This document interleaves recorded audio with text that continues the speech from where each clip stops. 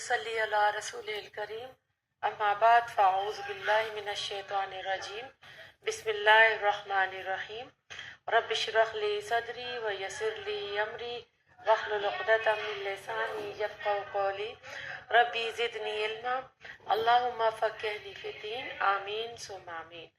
اللہ تعالیٰ کا لاکھ لاکھ شکر ہے کہ اللہ تعالیٰ نے ہم کو انسان بنایا۔ پھر اللہ تعالیٰ کا ایک اور احسان کہ اللہ تعالیٰ نے ہم کو مسلمان گھر میں پیدا کیا، اور اللہ تعالیٰ کا ہم پہ کروڑوں احسان کہ اللہ تعالیٰ نے ہم کو اپنی اس حبیب کی امت میں رکھا، جس کے اوپر نبی صلی اللہ علیہ وسلم کے اوپر اللہ تعالیٰ نے اپنا قرآن، اپنا دین مکمل کیا، اور ہم اپنی زندگی کے چھوٹے چھوٹے مسئلے کے حل کے لیے قرآن اور سنت سے رجوع کرتے ہیں۔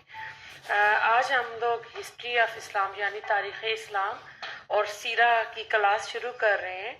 تو جب آپ قرآن کی تفسیر پڑھ رہے ہوتے ہیں تو اس کے لیے بہت ہی ضروری ہوتا ہے کہ آپ کو نبی صلی اللہ علیہ وسلم کی سیرہ کے متعلق یعنی بایوگرافی پتہ ہو، اور پھر اپنی ہسٹری، اپنی تاریخ بھی ہمیں پتہ ہو کہ ہم کون ہیں، ہم کس سے بلونگ کرتے ہیں، ہمارے جو اسلاف تھے، ہمارے بزرگ تھے، وہ کون تھے، یا عرب کی ہسٹری کیا تھی، عرب کیا کر رہے تھے۔ پھر جب اس عرب سوسائٹی میں قرآن نازل ہوتا ہے اور نبی صلی اللہ علیہ وسلم آتے ہیں، ان کو بتاتے ہیں، تو کس طرح وہ اپنے آپ کو چینج کرتے ہیں، ان کے عقائد کیا تھے، رہن سہن کیا تھا، اخلاق کیا تھا، تمدن کیا تھا، ان کی مذہبی حالت کیا تھی۔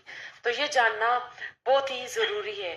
تو سب سے پہلے ہم یہ دیکھیں گے کہ تاریخ کہتے کس کو ہے، یعنی تاریخ کی ڈیفینیشن کیا ہے۔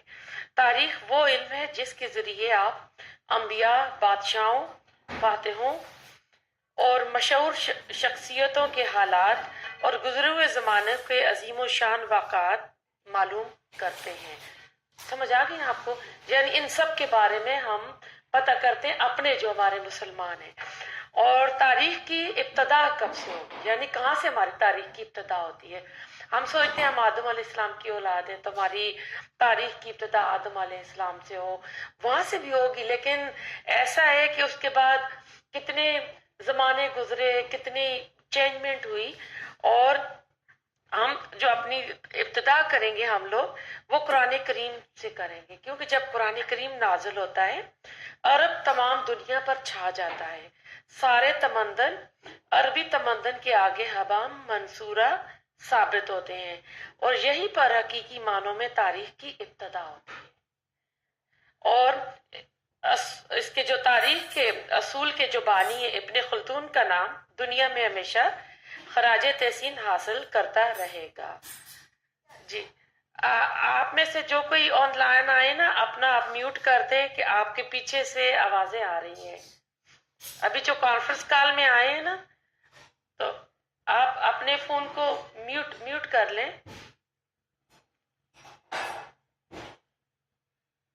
جی السلام علیکم۔ جو آن لائن ابھی کانفرنس کال میں آئے ہیں نا، وہ اپنے فون کو میوٹ کر لیں کہ آپ کے بیک گراؤنڈ سے آوازیں آ رہی ہیں۔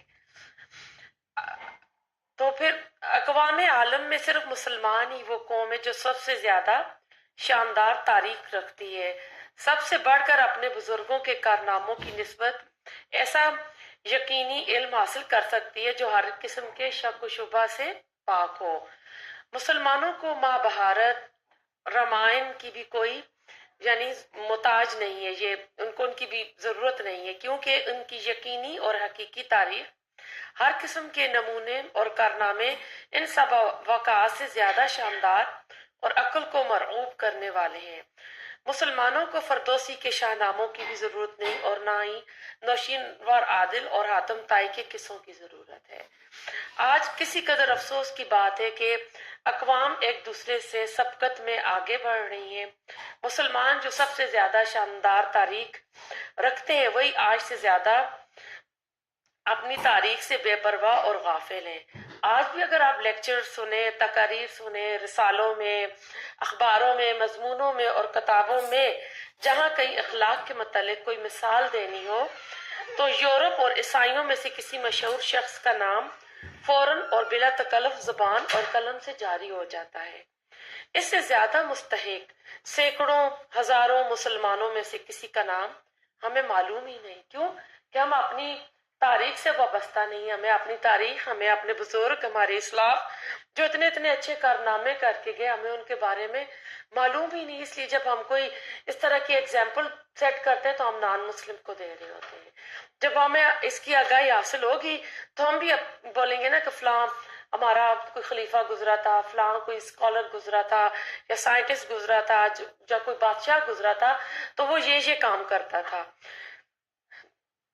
اسلام سے پہلے دنیا کے کسی ملک اور کسی قوم کو یہ توفیق میسر نہیں ہوئی کہ وہ فن تاریخ کی طرف توجہ کر لی. ابھی میں نے کہا تھا نا کہ آدم علیہ السلام سے تاریخ شروع ہوتی ہے، لیکن مسلمانوں سے پہلے کسی کو اس کی توفیق ہی نہیں میسر ہوئی تھی کہ وہ تاریخ کی طرف متوجہ ہوتے، اس کو لکھتے. مسلمانوں نے حدیث نبویہ کی حفاظت اور روایت میں جس قدر احتیاط، عزم اور ہمت سے کام لیا ہے، اس کی مثال اس کرۂ ارض پر رہنے والی انسانی نسل ہرگز نہیں دے سکتی. آپ کو پتہ ہے کہ اب جب ہم آگے پڑھیں گے تو اللہ تعالیٰ نے عربوں کو حافظے جو ہے نا، میموریز بہت شارپ تھی. اتنے ان کے شارپ تھے کہ ان کو اپنے تو یعنی نسل در نسل، دادا کا دادا، اس کا بھی دادا نام یاد تھے، بلکہ ان کے جو گھوڑے اور اونٹ ہوتے تھے ان کی بھی نسل در نسل ان کو نام یاد ہوتے تھے. تو اللہ تعالیٰ نے یہ قرآن ایسی قوم کی طرف بھیجا جن کے حافظے بہت زیادہ، یادداشت بہت زیادہ تیز تھی، جس کی وجہ سے یہ ساری جو علوم تھے، آج دیکھیں احادیث کس طرح محفوظ ہو کے ہم کو ملی ہوئی ہے.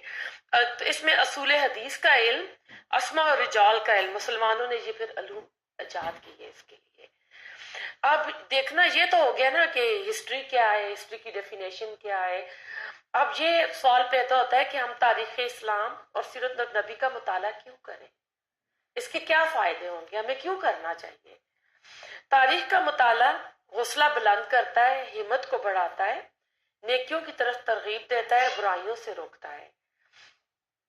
دانائی اور بصیرت انسان کی ترقی کرتی ہے، دور اندیشی بڑھتی ہے، دل سے رنج و غم دور ہوتے ہیں اور مسرت ملتی ہے، صبر و استقلال کی صفت بڑھتی ہے. علم تاریخ ہزاروں نصیحتوں کی ایک نصیحت ہے. کیونکہ جب ہم دیکھتے ہیں نا تاریخ کے حالات کے اپ ڈاؤن، اور ہم دیکھتے ہیں کہ ہمارے بزرگ پیچھے پوری دنیا پہ، آدھی سے زیادہ دنیا پہ وہ کس طرح فاتحہ بن کے گزرے، کس طرح ان کی خلافت تھی، کس طرح وہ کام کر رہے تھے. کمیونیکیشن کا یہ سسٹم نہیں تھا جو آج ہمارے پاس ہے، فون کا، ٹی وی کا، جیسے سوشل میڈیا، الیکٹرانک میڈیا، یہ چیزیں نہیں تھی. لیکن اس زمانے میں بھی یہ کس طرح علوم پھیلے اور کس طرح انہوں نے ترقی کی، یہ سارا آپ دیکھیں گے. انسان ہر وقت اپنے بادشاہوں، فاتحوں، رسولوں، ولیوں، حکیموں اور باکمال کی مجلس میں موجود رہتا ہے. اگر وہ تاریخ سے وابستہ رہتا ہے نا تو ان کے ساتھ وہ اپنے آپ کو موجود پاتا ہے. کیونکہ جب بھی آپ کو کوئی مثال دینی پڑتی ہے، آپ قرآن کی تفسیر کرا رہے ہیں یا کہیں پہ کچھ بھی بات ہو رہی ہے، فوراً آپ بتاتے ہیں کہ فلاں کے زمانے میں یہ ہوا تھا، فلاں ہمارا خلیفہ یہ کام کرتا تھا. جس طرح اگر مسلم ہیروز پڑھیں، عمر فاروق کا آپ زمانہ پڑھیں تو عمر فاروق نے جو پالیسی سیٹ کی تھی، جو انہوں نے الاؤنس مقرر کیے تھے، ان امپلائڈ کے بچوں کے الاؤنس، بیوہ عورت کے، تو وہ ہو بہو یورپ نے ان کو کاپی کیا. خاص کر میں انگلینڈ میں رہی ہوں تو وہ چائلڈ بینیفٹ مل رہا ہے، سنگل پیرنٹ الاؤنس ہے، ان امپلائمنٹ الاؤنس ہے، یہ سارے انہوں نے عمر فاروق سے کاپی اس زمانے میں. اور پہلی بار انہوں نے یہ ضلع، صوبے اور یہ بنائے تھے. ڈاک کا انتظام انہوں نے کیا تھا کہ ہر اس پہ انہوں نے مقرر کرتی تھی، چوکیاں مقرر ہو گئی تھی، گھوڑے تھے، گھوڑے تیز رفتار گھوڑے ہوتے تھے، جو ڈاک کا انتظام ہوتا تھا. خط لے کے جا رہے ہیں، آگے دوسرے گھوڑے تیار ہوتے تھے، وہ اگلے علاقوں میں چلے جاتے تھے. آج تو ہم یہ دیکھ رہے ہیں نا، فیڈکس اور آپ UPS دیکھ رہے ہیں، ان کے جہاز دیکھ رہے ہیں، ان کی گاڑیاں دیکھ رہے ہیں. تو یہ اس وقت عمر فاروق کے زمانے میں یہ چیزیں شروع ہو گئی تھی. تو اسی تاریخ کے ذریعے قوموں کے عروج و زوال کا اصول معلوم کیا جاتا ہے.